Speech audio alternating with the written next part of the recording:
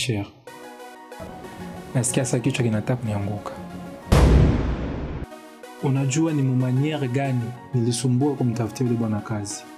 Mais récompense napata leo ni kunitosha kufasi yangu ya yule kunishusha chini na eba nampandisha kwa ile fasi yangu. Sijui nifanye nini. Inamaanisha après kumlombea kazi bana kutosha pale wewe yeye wanamtia pale. Certainement. Ndugu yangu.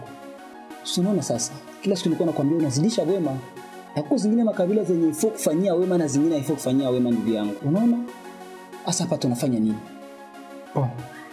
Mimi sina kia kufanya na kama nilikuwa hapa najua wewe aushindwagi na tubidi tu kidogo kidogo. Najua utanisaidia. Poa, tufanye hivi paske ile kazi ilikuwa inatufalia shibo. Ule mtu mimi na mtu nenda tembelea na ndafanya yangu yote mpaka ile fasi kurudilie. Wewe niachie tu mimi.